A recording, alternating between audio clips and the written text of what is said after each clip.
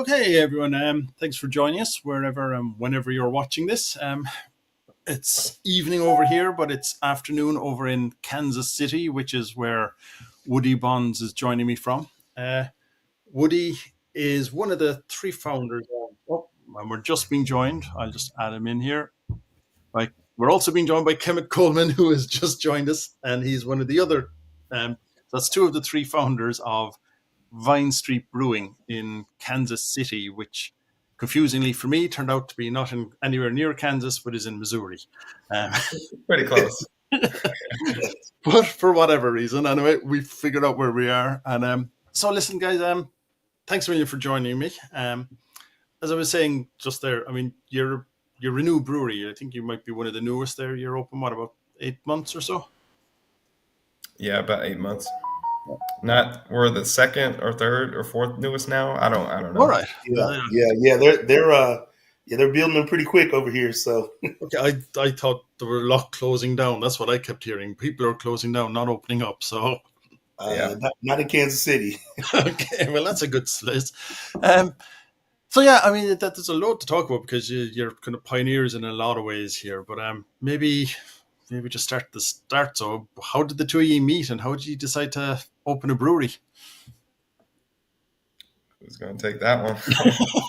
Well, I mean, I think Kemet is the best storyteller, so I think he can tell that story a lot better than me. So Yeah, I mean, okay, so in 2013, I worked at Boulevard Brewing Company. I was a tour guide there, um, and that's where I met Woody. He took a tour with me, and I took him around and had some beers. And I don't think I really saw him until a few years after I left Boulevard. At that, I think it was. I always forget that year the Hip Hop Parade was at the De Leon. But Woody started a hip hop beer festival called Hip Hop's Hooray, and I'm a hip hop artist myself, rapper, beat maker, all that stuff. So I thought that was very interesting, and I enjoyed myself a lot. So Woody always stood out to me as someone that was innovative in the industry and somebody I want to be connected with if I were to continue on a path, craft beer. So long story short, we fast forward to 2020. Pandemic rolls around. I'm working a 9 to 5 job as a marketing director for a nonprofit, ready to kind of get back into the entrepreneurial space, and try to start a second or third attempt at starting a brewery. And so I asked Woody because I remembered him from Hip Hop's Array and wondered what he was up to. And so I reached out to him and asked if he wanted to join, or to build, a brewery together. And yeah, I think I'll let Woody kind of take it from there. So, before you do that, Woody, so you had only met like a couple of times in a span of years. Yep. So what did you think when he suddenly contacted you? Did you that remember phone call was crazy. I was like, like we knew each other, and my first reaction was like, "What?" What? But I think after I kind of talked to him, I was like, "Yeah, I don't know," So it kind of took me a little time. Around that time, I had actually contacted Elliot Ivory, who was our other owner and brewer. And I was like, hey, this is something that Kemet has approached me with. And I'm kind of on the fence. What do you think? And he's like, yeah, I don't know about that either, And it was kind of those things. It was like, well, hey, let's just, let's talk about it. Let's figure it out. And I think he reached out. He talked to his wife.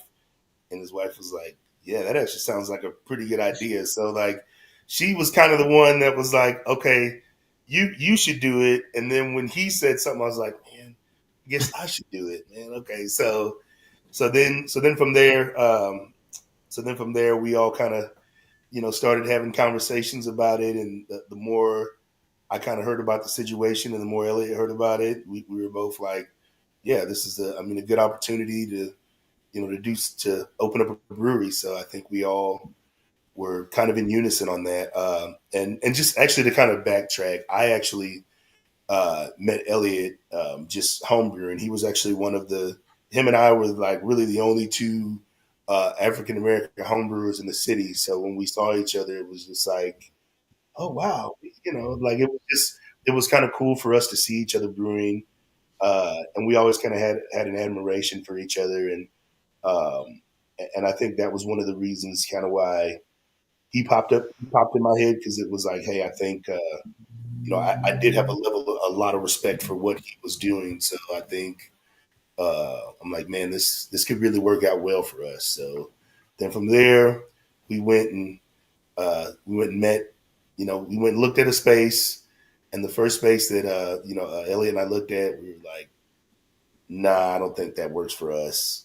And then Kemet was like, hey, well, we have this space on the on Vine Street, and well, okay, well, let's take a look at it. And then we both saw it, and eventually, I was like, this will work. And then actually talking to some other people about the impact that it could have on the community, that was when I was really sold on it. Okay. Yeah, I just seen your website. I mean, that the premises looks fantastic. It looks like it's an impressive building. It looks big as well, which you can't quite judge that from photos. But is it a big building? Yeah, I mean, total is about 9,000 square feet. We take up maybe a little over half of it. We share a space with the restaurant food concept. It's also a nonprofit. But yeah, it's split between two levels as well. So we have it's kind of like an iceberg because our space on the upper level is it holds about 75 people, and then downstairs we have the production facility, another bar, and also another seating area that can hold about 75 people. And then behind that, we've got a beer garden that can hold like legally up to like 500 people. So the further down you go, the deeper it gets. And like, Woody, you were saying that was part of the thing that sold you. Like, what was it always part of your plan to, like, it wasn't going to be a brewery, a standalone brewery. You had to have a tap room and you had to have a community built around it. Was that always part of the vision? Yeah, I think that was for us, and I think that for me, that was kind of what sold me. I really wanted to do something for the community, for the city that could help that area. But yeah, I mean, we definitely wanted like a food concept and just kind of have like other things around us, and we knew that would be coming shortly. Right. No, I'm just kind of thinking out, because some people, they open up breweries and it's all just about distribution out. They never see their customers, whereas others, it's almost like the brewery is not quite secondary, but the community and the bar side of it, meeting people is more primary. And Yeah, sounds like yeah, that's well, I definitely think. I mean, Vine Street. I mean, obviously, I mean, we're big on beer, quality beer, but we're also very big on experiences. When you walk into the building, you're going to definitely get an experience with that beer that you will not be able to get just yeah, drinking it at home. yeah, yeah. That makes sense. I mean, yeah, it's I mean, when you're drinking with friends in a place and you're having fun, it gives an extra flavor to the beers, no matter what. It does. And I will say as an extension of that, we try to have the artwork be reflect that experiential kind of aspect to the brand too. That way, if you are at home, you can pull out one of our cans and immediately kind of feel like you're right where, Right, the source of where it's created. right, right. Yeah. I mean, I suppose one of the big things here, and I don't know, yeah, it must be. I mean, minority breweries in America, black-owned breweries, that there's only what out of 9,000 breweries, there's only something like 90. So you're part of a very, you could still look at it, very niche or pioneering thing. Indeed. So I wonder, like that, just that. I mean, does that give you? How does that influence what you're doing? Does it? Do you feel like it gives you more freedom to do stuff, or does it kind of? Do you feel like there's a weight on your shoulder that you're expected to represent the whole community, or do you worry about it at all? Yeah, well, I'll speak, and then I mean, he can definitely speak to how he feels. I mean, I definitely feel that there is a weight on our shoulder. I mean, especially being pretty far from any other black owned brewery.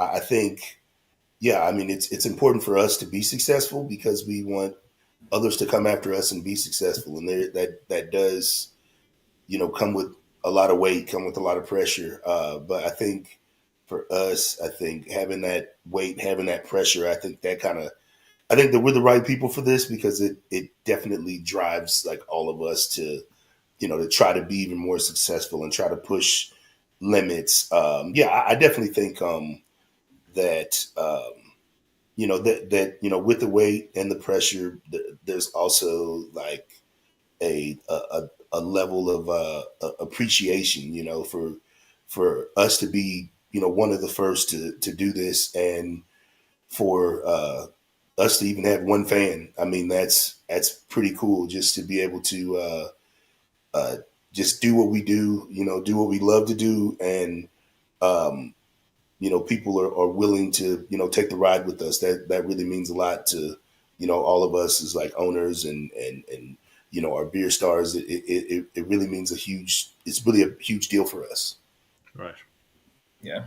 Yeah. Yeah, just to piggyback on that, I think having a brewery in a predominantly African American part of our city has been really exciting. To be honest with you, I agree. It's been there has been a lot of pressure. I didn't have this much gray hair before this before this thing started, but honestly, it's been the most fulfilling project I've ever been a part of. As someone that's been a part of a lot of cool stuff with music and you know acts and tours and stuff like that. Like this brewery is definitely something I'm very proud of, and I think it's reflected in all of the staff that works there. Everybody seems to be pretty happy with the dynamic, and we want to make sure that the space and the brand itself is as inclusive as possible. Just coming from a space or as people who know what it feels like to not feel welcome in certain respects. So I think it's all of those things that you said. It's pressure, it's opportunity, it's also freedom. We have a wide open lane. No one can necessarily tell us uh, about like being black, if unless you are that. So we're able to really flex a lot and kind of lean into the cultural aspects of who we are. Right. Yeah. That just on the cultural aspects. I mean, I suppose like you could say like African American culture. I mean, there is no one culture, just like there is no that there's urban, there's rural, there's all of that. So, but you seem to be very, and I think it's historically there. It's a very jazz area, and I think Mhm. that's being reflected in what you're doing. Is it? Very much so. Yeah, I mean, this part of 18th and Vine area is the most respected, historically respected part of Kansas City, just based on its notoriety and its history as being the place where jazz grew up. As it started in New Orleans, most would say, and then people would also say that it grew up in Kansas City because during Prohibition, Kansas City didn't consistently enforce prohibition laws here in America. So the jazz musicians would move to Kansas City for work, and so that's why we have that reputation. So yeah, it was only necessary. It was definitely obligatory, in my opinion, to have the brand reflect the neighborhood and the cultural identity of Kansas City. Right. And I mean, you do that in just the name. I mean, Vine Street.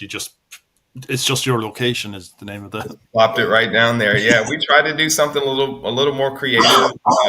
I think the original name was like Legato or something. It was still music influence, but we wound up ultimately going with Vine Street just basically because one, marketing, it makes it so much easier for people to know exactly where it is from the name, and then also Vine Street in Kansas City as a brand had not necessarily been leveraged yet, even though it is the most famous street in Kansas City. Yeah. So, from a marketing perspective, it hit a lot of it. It was in the crossroads of a lot of things that were important to a successful brand, I think.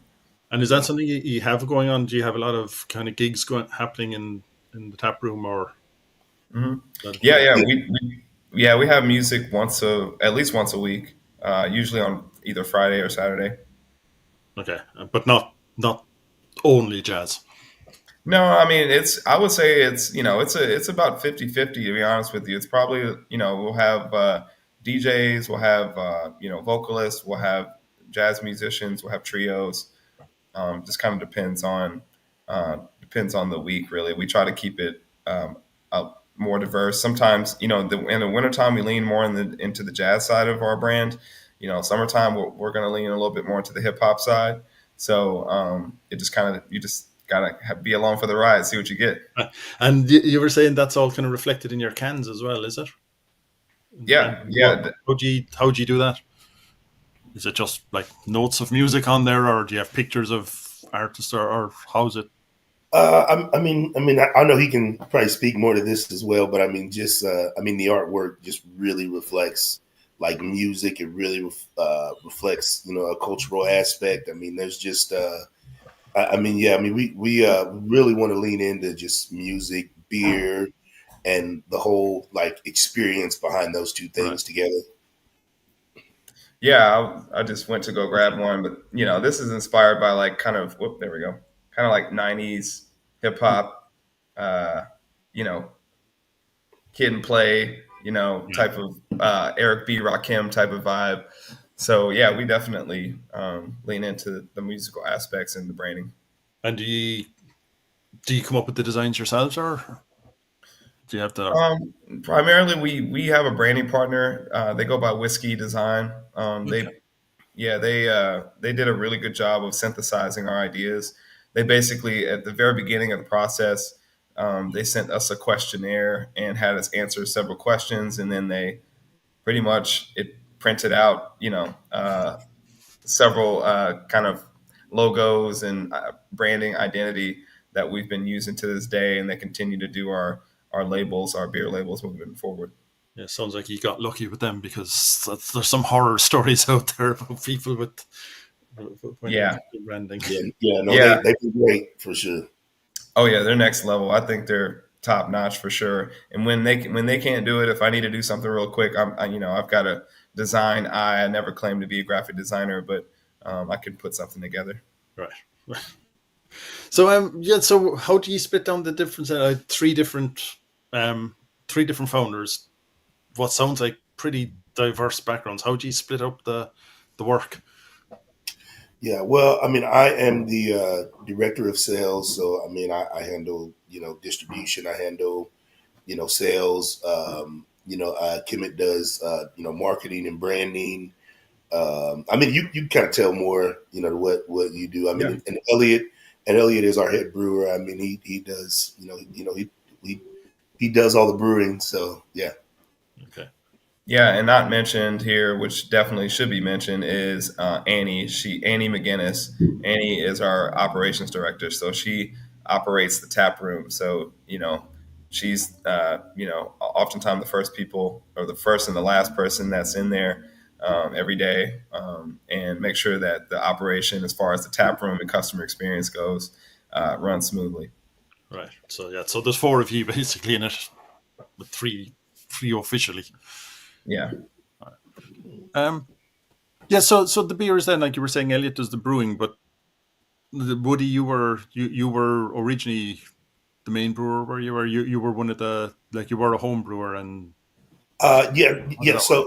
So when we first opened, him and I were both like, co-head brewers, and we seen that there was definitely a need for a sales department. So, when you're dealing with business, sometimes you have to be flexible. Sometimes you got to punt, and I decided, we as a team decided, I should take the role of being the director of sales. But I did. I mean, at the beginning of it, yeah, I was in there doing it, and yeah. I mean, I love brewing. I mean, also like doing this sales role. I'm falling in love with that as well. Right. It doesn't sound like it's your first choice, though, to be honest with you. You know what? I don't want to say that it isn't, because I mean, I love people. I love to talk to people about what we're doing, and it's really for me.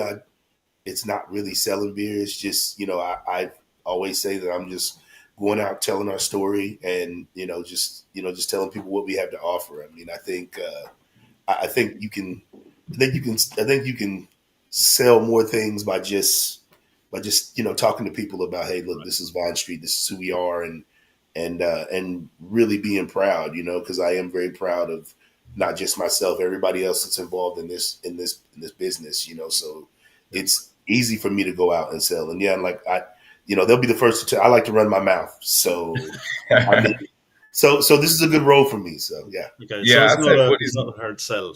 Woody's a perfect salesman as far as beer goes. I mean, he's a guy who travels across the country to go pick up some beer that sounds great. That's dedication. That's Yeah. Well, I was doing that before this business, but now I'm here. I'm busy. So. Yeah, right. You don't have to go too far for good beer.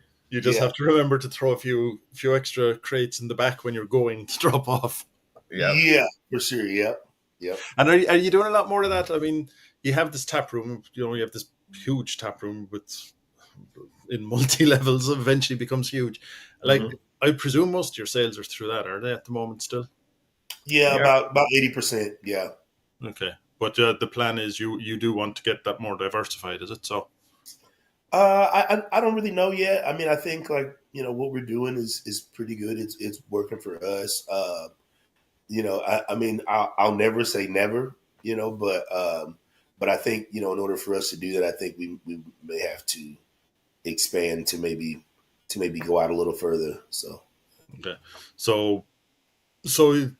But at this stage, your whole plan is based around being a Kansas City local institution, hopefully. Yeah. And honestly, I think like that part of it. I mean, if it was more like sales around Kansas City, but I think right now, I think for the foreseeable future, I think definitely us just having a tap room here and small distribution around here. I think that's good for us, for right now.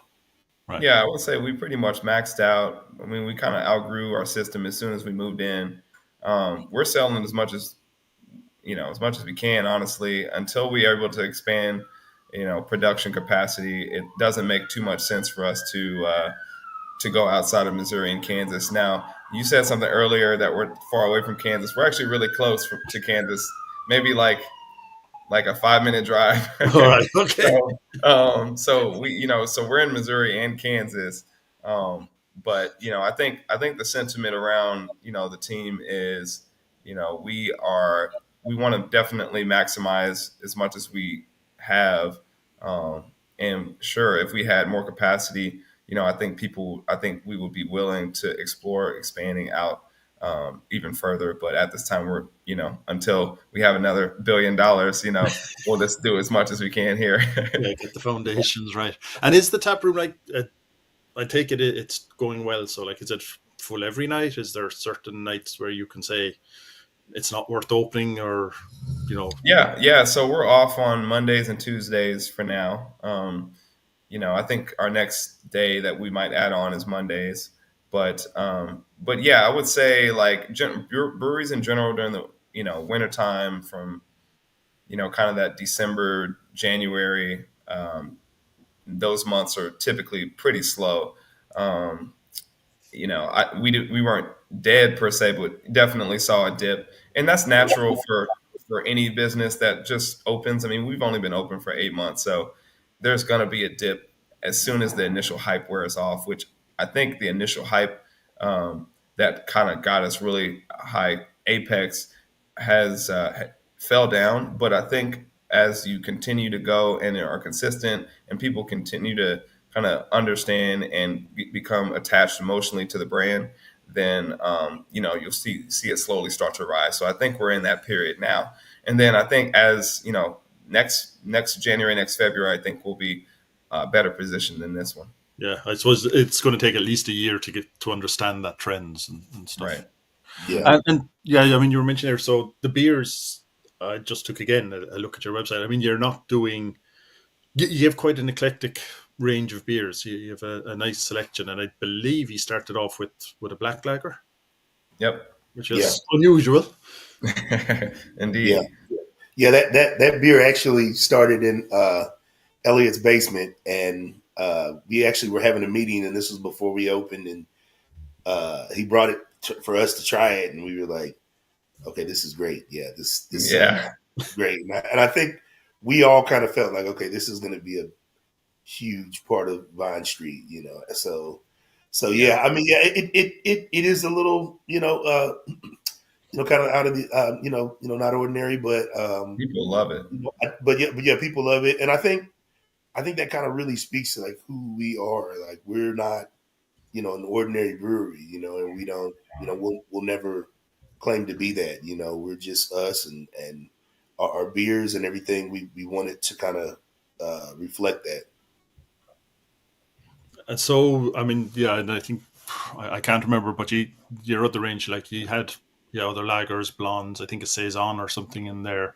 So, Mhm. so it wasn't, the IPA with just a different set of hops on 20 different taps going down the thing. Yeah, Yeah, exactly. yeah. I mean, and we do IPAs as well, But I mean, we just we really want to give people a chance to taste everything that beer really has to offer. Like we're probably always going to be kind of across the board because like we feel like it's important for when somebody that comes in. I mean, sometimes we get people that that don't like beer or never tried beer. So like it is kind of we feel like it's kind of our responsibility to even have something for them and something for really everybody. Right. Yeah, because I was going to ask, like, the having that range of beers are when you're starting off, like, were they ones that are popular sellers in Kansas City, that those styles, and or were you going out on a limb with it? Like, did you know that there was a market in your community for those beers to start off with, or was it just, hey, we'll brew it and see if people like it? No, I'm gonna be completely honest. Like, and I was completely shocked at like the beer that was like our top seller. Like, I was just like I couldn't believe it. So it's actually a fruited sour. Okay. So yeah, so we it's called Life of the Party, and we always rotate whatever the fruit is. It's kind of funny. It's just uh, the first weekend, we released that. We released a few other things, and um, so the first night, I kept hearing a lot of people as I was walking by, like, well, I don't really drink beer. What is, what should I try? And everybody was like, well, you should try the Life of the Party. It's a fruited sour. When we say fruited sour, it's not like a standard sour. It's very, it's fruit juice basically. So,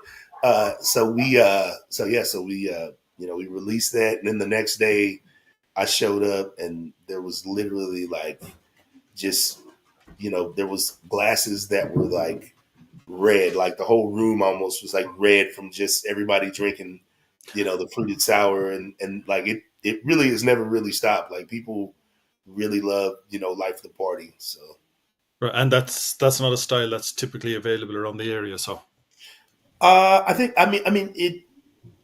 it's Sort of.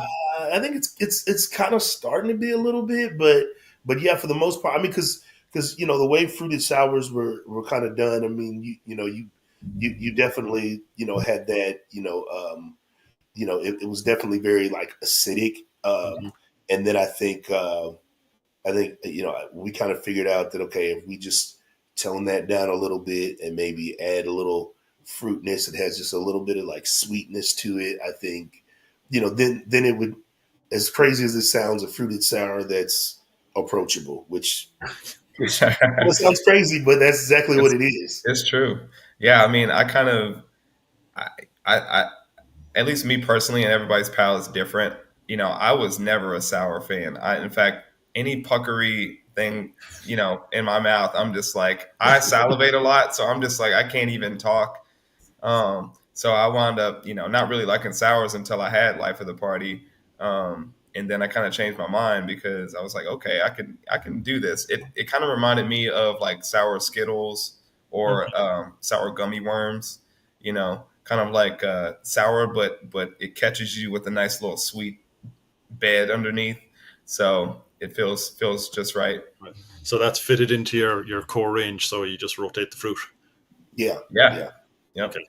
And then, like, is there any trend on that yet? Like, will it be, I suppose, more summery type fruits in the summer and heavier? I don't know what a heavier fruit is, but Yeah.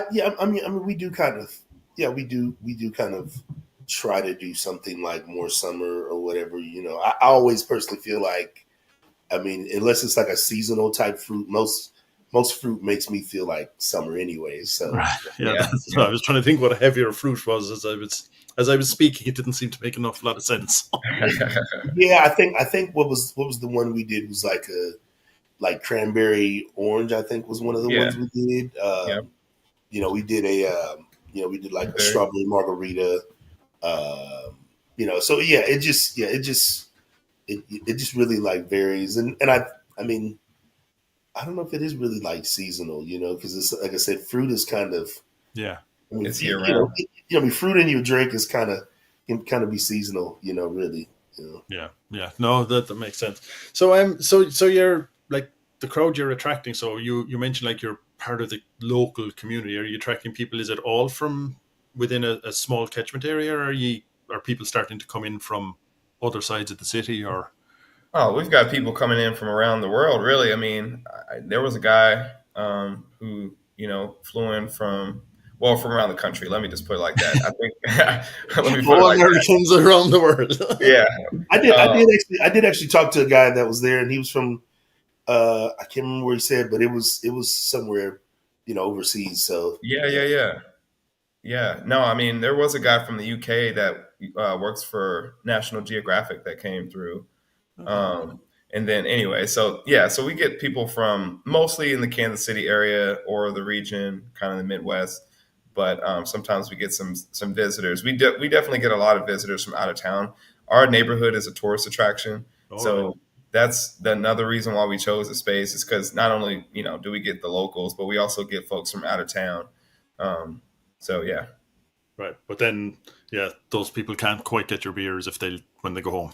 no, No, which is so unless they bring it home. they have to come back again, Exactly. which is always a good marketing tactic, I think. Yeah, Yeah. sometimes if you're only available in one place, I mean, it does give people if you get a brand going, it Hmm. gives people a reason to go there. Yeah. And is that like where do you see all of this going? So at the end, I mean, we were talking there like about being minority, just one of just 90 African American owned breweries in America. Like, how do you see all that developing? Because I'm assuming, and I'm going to jump in here just assuming things. I'm assuming like a lot of the reason that there are only that small number is to do with institutional abilities to get money and all that institutional thing. But someone mentioned something to me once, and I just not sure, but that they were surprised that what was it? What was the story?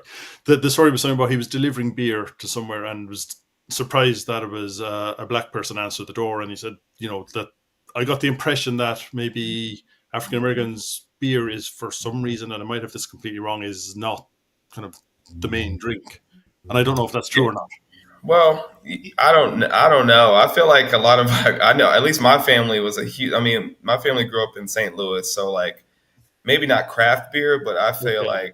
I feel like black people definitely drink beer. And I will also say that here in America, at least, the marketing towards African Americans through all the magazines and kind of the paid advertising was more towards like malt liquor and also the domestic larger brands. So I mean, I think some of that was effective in kind of shaping the trends to which that African Americans consume beer. But I mean, and black people have a long history of brewing, going back to Africa and even here in America. It's just some of those stories are untold. Yeah, yeah, no, Yeah. because I was surprised, and that's why I decided to ask because it just struck me as I don't know. I didn't see why anybody wasn't drinking beer. Why it was a different thing. I But Yeah. agree.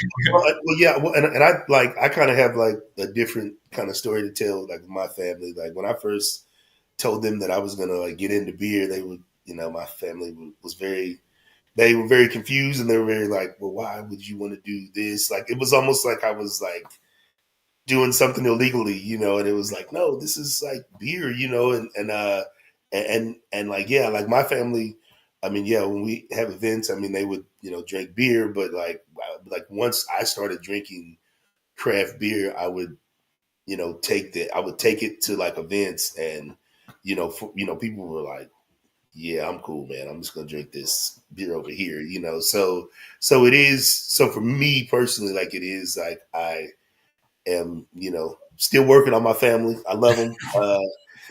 Some of them just drink bad beer, but it's okay. No, I'm just kidding. Okay. But Yeah. go ahead, Kim. I was going to say those are the opportunities that we have though, because as you look at beer trends and what's on the decline as far as the demographics of who's drinking beer, when they're drinking beer, where they're drinking beer, how they're drinking beer, the industry is going to need a whole new slew of people to kind of make up for that. So Yeah, I think that's why education is a big pillar, brand pillar of ours. And that's why we have a diverse range of selections so that people who don't think that they like beer have that one beer and say, oh, I like this. And I'm like, you found your beer. That's it. yeah, You Yeah. like beer. yeah, and I think a big thing too for for minorities for minorities and craft beer is I think it's really nice for them to be able to see like representation, whether it's like ownership or or it's Yeah. somebody behind the bar, or it's a brewer. I mean, for the fact that we have, we really kind of have all of that. I think that's kind of a big deal for the city. I mean, I think that we hope that will kind of bring, I mean, not just African Americans, but just more people to us in general. Really, I mean, Right. Yeah, it makes sense. I mean, yeah, um, like just to throw in some there, I was talking a couple of months ago to the CEO of Mad River Brewing in California, and it's the only tribally owned brewery in America. It's owned by the Yurok tribe, and one of the things they were saying was exactly what you were saying. Like they invested in it partly as a job thing Hmm. because it's a poor tribe, but one was so that people could, well, they were trying to represent their culture as well. But one of the key things was exactly what you were saying, that they wanted to kind of let their own people see, Hmm. see what can be done and what can be achieved, and that, and it's that.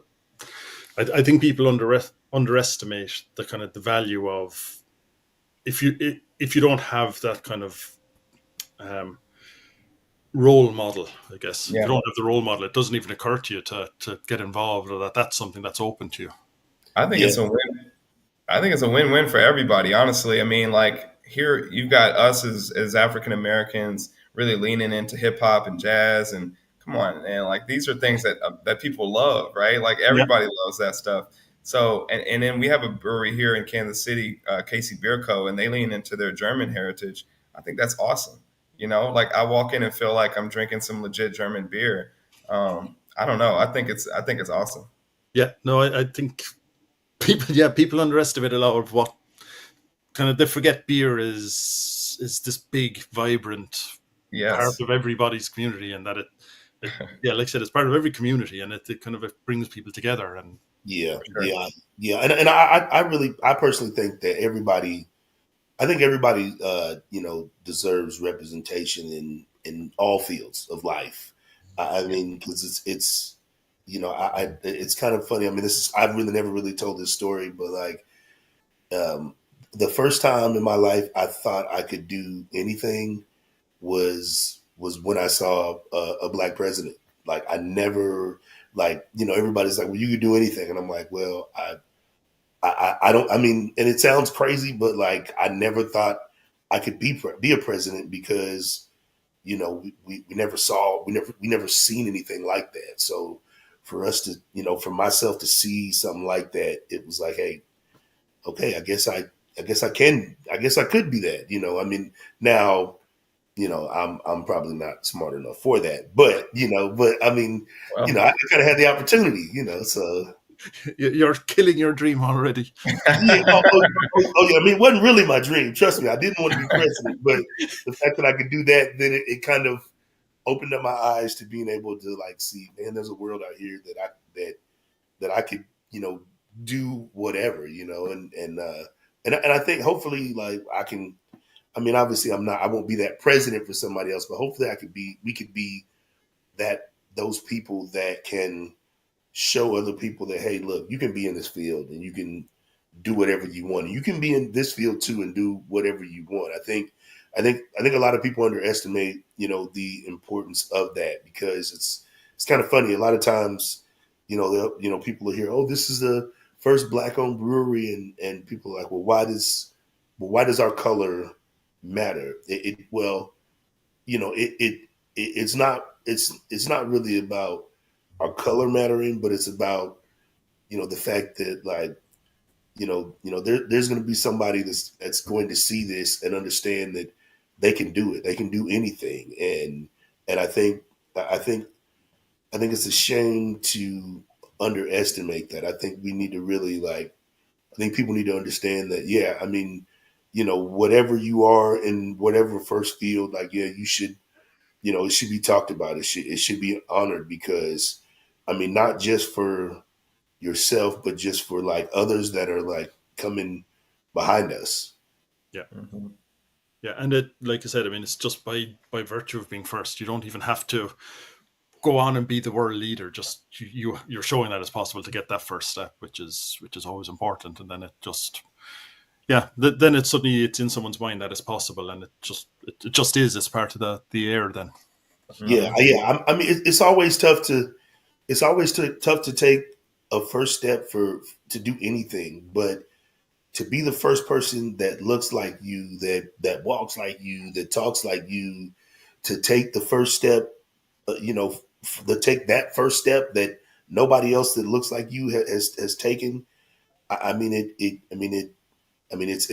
it's scary, and it takes a lot of guts for people to do that. And I mean, yeah, I would be happy to, take this first step, and hopefully somebody else will be, right behind us. Yeah, I build on that. Yeah.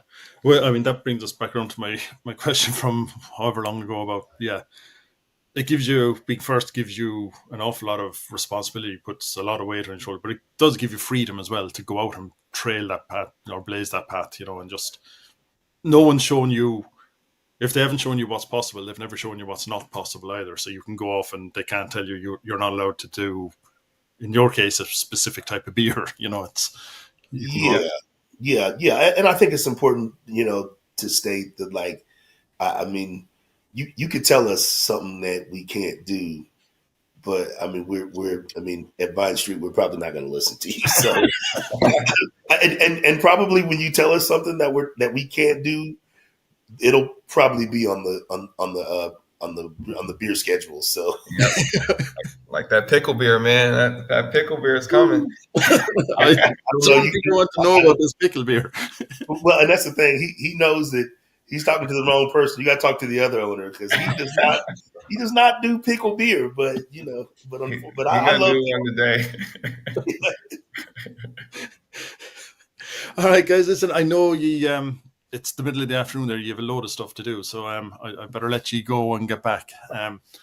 So yeah, is there anything I should have asked you that kind of just didn't occur, that didn't come up, that you wanted to specifically mention? No, I mean, I would just say thanks for having us, and thanks for everybody that's tuning in. Support local podcasts, support local story, or not local and global storytelling, because it's important for us to know all of these stories, to know who we are and what we are able to do. So if you're ever in Kansas City, drop by Vine Street Brewing Company. We'd love to have you. Okay, I'm sure. Hopefully, some people will. Hopefully, I will someday. I Yeah. live in Kansas, though, and I get confused. Yeah. Make sure you keep telling them Kansas City, Missouri. But yeah, definitely. Kind of everything he said. I mean, and also just I mean, just whatever it is you're trying to be, just do it. Don't let anybody tell you can't. I mean, because trust me, we've been told we couldn't do stuff, and here we are today. living out our dreams, and hopefully, this will lead to somebody else living out their dreams. But thank you definitely for talking to us. We really appreciate, you talking to us. No, pleasure. Really enjoyed it. And like I said, thanks. I know it's the middle of the day there. You're in the middle of a work day, so thanks a million for taking the time. Yeah, and best of luck with it. I'll just play out a little video here, and yeah, best of luck with it, and hopefully keep an eye on it and see how you're going. Thank you. Appreciate I'll be checking your website just for that pickle beer. Yeah. I was about to say, yeah. I wouldn't check it right away. We still got some talking to do. So we're gonna push it through, man. Maybe Kemmet and I might just be somewhere at midnight, just start brewing. Like, it's already Exactly. All right, guys. Listen, thanks a million. I'll let you go. All right. Thank you. Appreciate it. Have a good one.